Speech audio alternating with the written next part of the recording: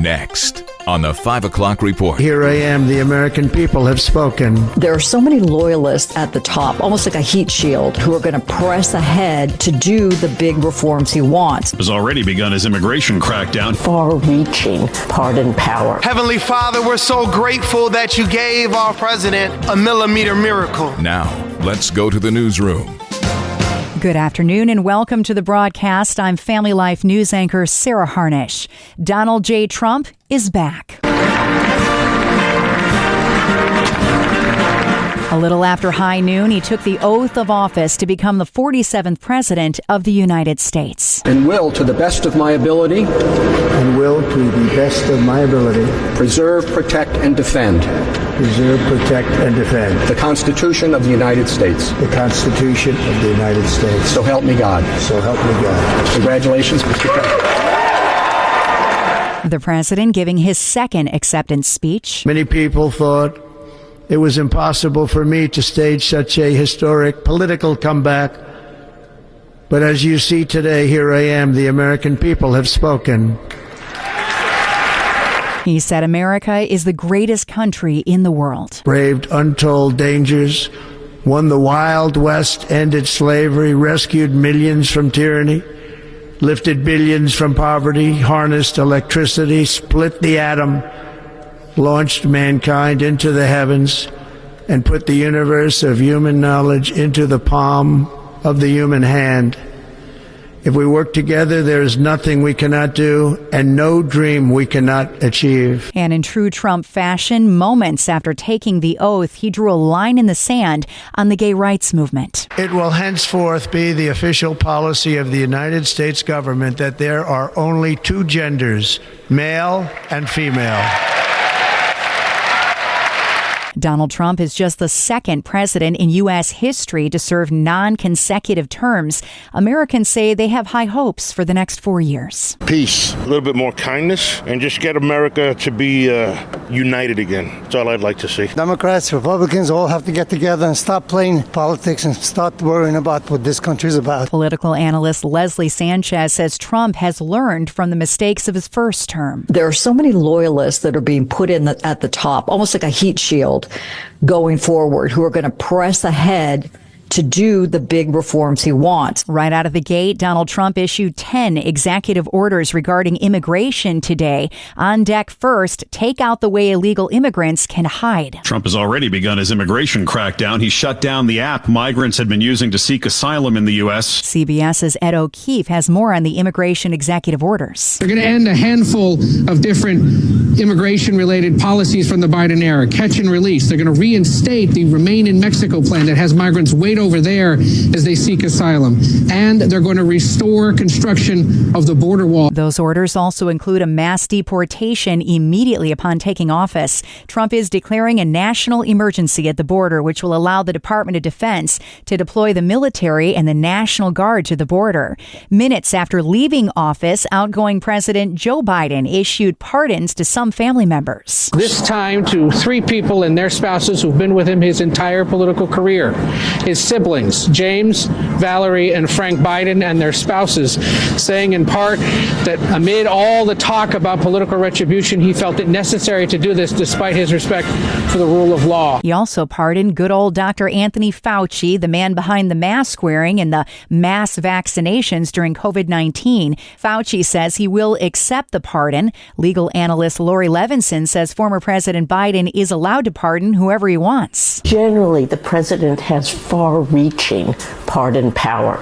So it makes sense that Biden would do this even at the last minute. Fauci said the White House approached him with the idea about a month ago and added, quote, "Let me be perfectly clear. I have committed no crime and there are no possible grounds for any allegation or threat of criminal investigation or prosecution of me." TikTok is back online in the United States. The app was dark for about 16 hours from Saturday evening to Sunday morning. When users reopened the app, a message message popped up thanking them for their patience and praising Donald Trump for getting the app back online. In the Middle East, it is day 2 of the ceasefire between Israel and Hamas, and so far it seems to be holding. For the first time in a very long time, the skies over the Gaza Strip are clear and quiet. No sounds of Israeli drones or jets. How long will this last? Nobody really knows, but for now the focus is to take it an hour at a time, a day at a time. When the hostages get home will look quite a bit different. Increased humanitarian aid has already begun flowing into Gaza, but reconstruction will be an enormous undertaking. The UN says more than 90% of homes in Gaza have been destroyed or damaged. The first hostages released by Hamas are said to be in good health. Under the terms of the agreement, the first phase will involve the release of 33 hostages in exchange for 1,900 Palestinian prisoners. At least 2 Americans are among the hostages expected to be released in the coming days. And America is reflecting on the legacy of civil rights icon Dr. Martin Luther King Jr. While Martin Luther King Day was created in 1983 after the signing of legislation by President Ronald Reagan, the movement to honor Dr. King's birthday actually began 15 years earlier, days after his assassination in 1968. The first federal MLK holiday went into effect on January 20th, 1986. Still to come on the 5 o'clock report, flags at half-staff in Pennsylvania. We'll tell you why. All the details on Kathy Hochul's budget proposal and churches distributing hats in the cold in New York. Those stories after weather with Kevin Williams. The Arctic assault is underway. The Siberian Express has arrived, and excruciatingly cold air is ahead the next couple days and nights. Low temps overnight heading towards 0, wind chills as low as minus 20. High temperatures on Tuesday, just a shade better than 10. Continued frigid Wednesday, high temperatures just a bit higher than 10. Now, as far as snowfall goes, that'll be a much more localized phenomena owing to lake effect. It'll pile up the flakes east of the lakes. Thank you, Kevin. Checking the stories, making news where you live across New York and Pennsylvania. New York and PA are no stranger to the cold, but this week is a straight kick to the face. It's 15 degrees at our studios in Bath, New York right now with a wind chill of 4. WTAJ meteorologist Zach Peedy in Altoona, Pennsylvania. The first ever extreme cold warning for Cambria into Somerset County as wind chill values could approach dangerously cold levels. Minus 25 is what wind chill values could be over the next handful of days. The Keystone State has restored the speed limits to I-81, 83, 15, and Route 22. After all the snow this past weekend, they're still encouraging you, though, to avoid unnecessary travel. Parts of 78 and 283 are reduced to 45 miles an hour. Charities across our region are responding to neighbors in need. For example, a network of churches in the town of Friendship, New York, is distributing hats and mittens the next 3 afternoons.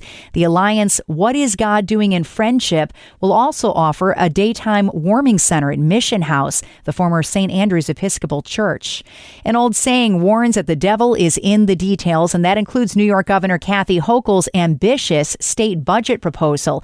A preview from Family Life's Mark Webster. On Tuesday, the Democrat will unveil exactly how she plans to pay for the grand plans she touted during her State of the State address last Tuesday. A plan that centered on a theme of making life more affordable for New Yorkers, with programs such as cutting taxpayers a, quote, inflation reduction check, unquote, a middle-class tax cut, making home ownership more affordable, an increased child care tax credit, and so-called free school meals for all students. However, another old saying warns that there's no such thing as a free lunch, and now Hochul, who's already seeing some potential competitors emerge from both sides of the aisle ahead of a 2026 re-election bid, has to show her math on how she plans to pay for all of those plans and make the goal of affordability affordable. Mark Webster, Family Life News. Governor Josh Shapiro has ordered flags to fly at half-staff in honor of the passing of Pennsylvania State Representative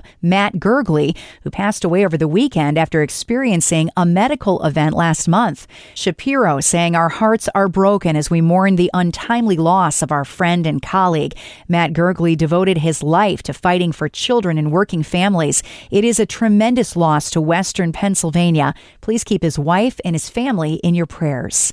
And an odd fact about the inauguration of President Donald Trump today, the 47th president is the oldest person to begin a presidential term. Donald Trump is 159 days older than when President Biden took his oath. Our own Greg Gillespie crunched some Oval Office numbers and found that today set another record. Sarah, we've now had 45 different people step into the launch of 47 different presidencies, but Donald Trump and his running mate step into history as of noon today. Until Trump was inaugurated 8 years ago, America has never had a president start the presidency at age 70 or higher.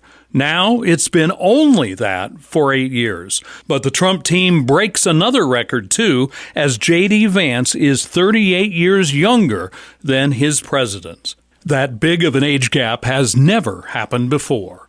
Greg Gillespie, Family Life News. Thank you, Greg. By the way, John Breckinridge in the 1850s and Richard Nixon in the 1950s were younger vice presidents than 40-year-old J.D. Vance is now. This is the 5 o'clock report.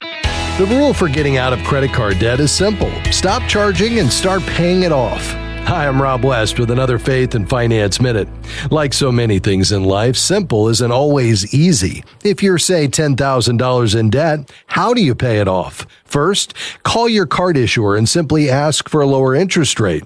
Hard to get these days, but you never know. Next, start paying more than the minimum on your card or cards. Use the snowball method. Put as much as you can above the minimum on the card with the lowest balance. When that's paid off, go on to the next lowest. If you follow the rules, stop using the card and pay more than the minimum, you'll be well on your way to paying off your credit card debt. If you need more help, go to ChristianCreditCounselors.org. We can help you learn to manage your money according to biblical principles when you download the free FaithFi app. You'll find it on our website at faithfi.com.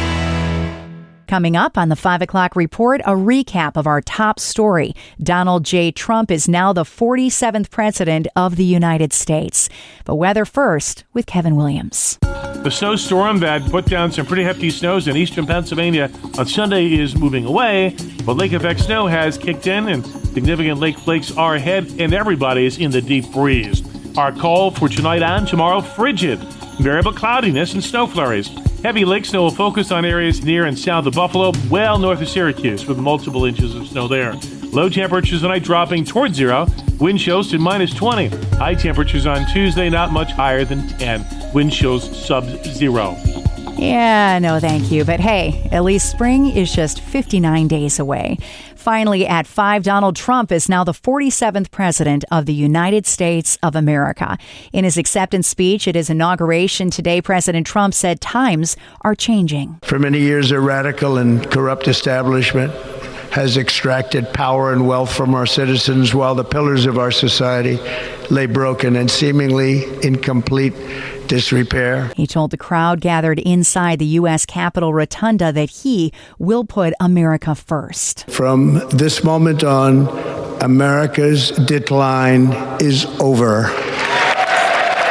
Trump starting his second term in office. There was a beautiful moment when he was prayed over, gratitude expressed that he survived the shooting in Butler, Pennsylvania last year. Heavenly Father, we're so grateful that you gave our 45th and now our 47th president a millimeter miracle.